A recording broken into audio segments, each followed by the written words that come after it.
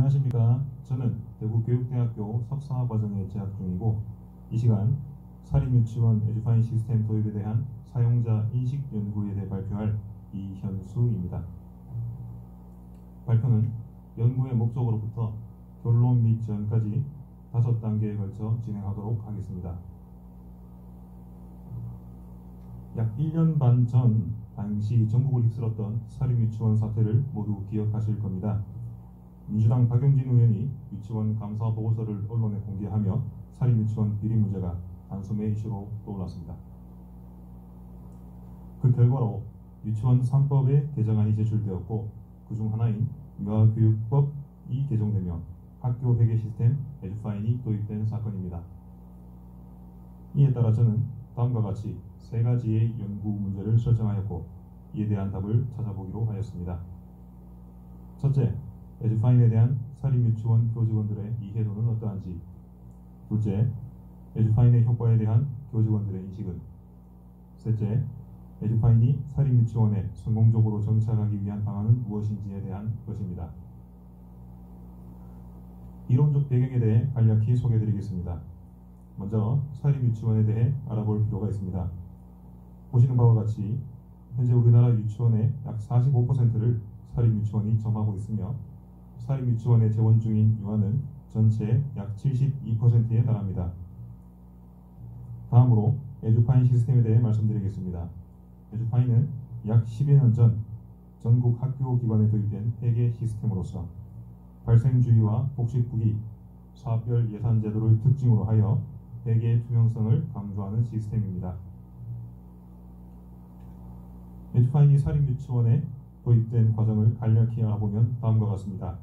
앞서 말씀드린 과정을 거쳐서 2019년 3월부터 원화 200명 이상의 대형 유치원에, 올해 3월부터는 전국 모든 유치원에 도입된 것입니다. 선행연구는 크게 에듀파인 인식 관련 연구와 사립유치원의 재정 관련 연구로 이루어져 왔습니다. 먼저 에듀파인 인식 관련 연구는 에듀파인 도입 초기에 초중고 교직원들을 대상으로 빈번히 수행되었습니다. 당시 교직원들은 상당히 부정적이었던 것으로 나타났습니다. 사립유치원 재정과 관련된 연구는 오래전부터 빈번히 수행되어 왔고 회계 전문 프로그램의 개발 또는 행정 인력이 필요하다는 제언이 종종 도출되었습니다. 다만 아직 사립유치원과 에듀파인 시스템을 연결시켜 분석한 연구는 부족한 실정이기에 저는 사립유치원 교직원들의 에듀파인에 대한 인식 연구가 필요하다고 생각하였습니다. 연구 방법에 대해 말씀드리겠습니다.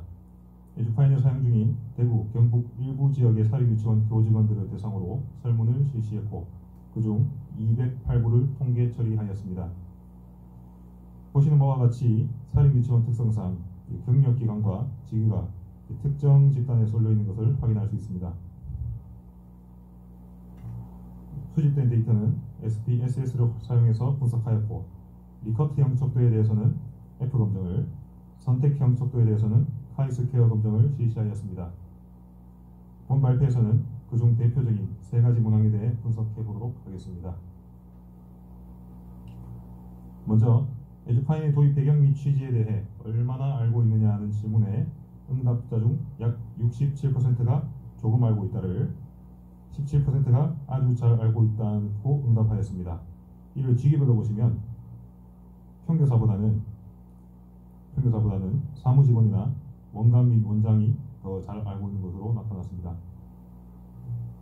두 번째로 에듀파인을 사용하는 데 있어 어려운 점은 무엇이냐 하는 질문에 약 37%가 어려운 전문 용어를 1순위로 응답하였고 그 뒤를 이어서 결제 방법이 어렵다, 접속하기가 힘들다, 메뉴 구성이 어렵다 이 순으로 응답하였습니다. 마지막으로 에듀파인의 성공적인 정착 방안이 무엇이겠느냐는 질문에 약 42%가 교직원의 인식 변화가 필요하다라는 원론적인 응답을 해주었고 다음으로는 다양한 운영 수의 확대, 교육청 차원에서의 대처, 지속적인 홍보와 관심이 필요하다라는 순으로 응답해 주었습니다. 이와 같은 분석 결과를 통해 다음과 같이 결론을 도출하였습니다.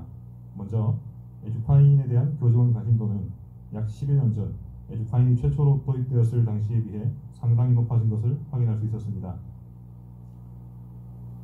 이는 당시 사립 유치원을 둘러싼 정부와 유치원 측의 갈등이 팽배했고 대다수의 교직원들이 이를 체감한 것으로 주장할 수 있습니다. 다음으로 어떤 부분이 에듀파인의 사용을 어렵게 하느냐라는 질문에 대한 응답으로 각종 회계 용어와 그와 관련된 회계 업무가 어렵다는 것에 대해서는 공립학교와 법인 차원에서의 재무회계 규칙을 그대로 적용하기보단 소규모 사립유치원에게까지 무난히 적용될 수 있는 재무회계 규칙의 정비가 필요하고 그에 따른 회계 처리 방법이 필요하다고 하겠습니다. 또한 단순히 일방적인 주입식 연수보다는 지속적이고 반복적인 연수를 제공하되 전담 인력을 구성해서 각 유치원의 니즈에 따라 연수를 실시하는 것이 효율적일 것입니다. 연구 중 알게 된 것으로 현재 대구교육청에서는 사립유치원 에듀파인 전담 지원 팀을 구성해서 각 유치원으로 찾아가는 연수, 즉 멘토링 제도를 활용하고 있었습니다.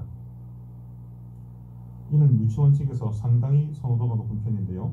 다만 팀원들이 모두 현직 교육행정 직원으로 구성되어 있기 때문에 복무 처리나 수당 지급 등 이런 측면에서 열악한 점이 많다고 합니다.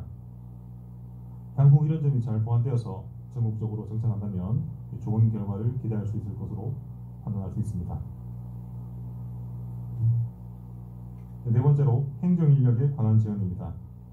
현재 사립초중등학교는 재정결함 보조금으로 인건비와 운영비 모두를 지원받고 있습니다. 따라서 공립학교와 동등한 행정 능력을 갖추고 있는데요. 이에 반해 중소규모의 사립유치원은 별도 행정직원을 고용하기가 상당히 힘든 실정입니다. 따라서 원장이나 원감이 행정 업무를 병행해야 되는 경우가 대부분이기에 교무를 통할하고 소속 직원을 감독해야 할 본연의 직무 수행에도 차질이 있는 실정입니다. 따라서 장차 유보통합 또는 유치원의 의무교육 등의 과제를 고려해서 교육부 차원에서 재정 확보 방안을 마련할 때 현행 단위 학교에서 유지 중인 행정실무원 또는 사립학교 사무직원에 대응하는 인력의 배치가 필요하다고 할 것입니다. 마지막으로는 소통이 필요합니다. 비록 일부 사립유치원의 비리 문제가 사회적 이슈로 떠오르긴 했지만 그간 나라가 힘이 없고 가난할 때 나라를 대신해서 유아교육을 책임져온 사립유치원 모두의 공로를 매도하는 것은 바람직하지 않을 것입니다. 용납될 수 없는 범죄 행위에 대해서는 용서하지 않되 일방적으로 정책을 강요하기보다는 충분한 소통을 통해 유치원 운영자들이 자신들의 활로를 선택할 수 있는 방법을 마련해 주는 것 또한 당국의 역할이라고 생각됩니다. 끝으로 연구의 한계점에 대해서 말씀드리겠습니다. 제가 설문조사를 진행할 당시 예상치 못하게 코로나19 사태가 발생하는 바람에 대면 설문 자체가 불가능하게 되었고 따라서 표본 수집에 상당한 제약이 있었습니다. 뿐만 아니라 차세대 에듀파인인 K-에듀파인이 하필 20년 3월부터 전면 도입되면서 사립유치원층에 엄청난 혼란을 가중시켰는데요. 만약 장차 K-에듀파인이 사립유치원 측에 잘 정착되고 또 표본을 또 확대해서 또 같은 연구를 수행한다면 이와 또 다른 또 의미 있는 결과를 얻지 않을까 기대할 수 있겠습니다. 제가 준비한 내용은 여기까지입니다. 아직 완성되지 못한 연구이지만 관심 가져주셔서 대단히 감사합니다. 이상입니다.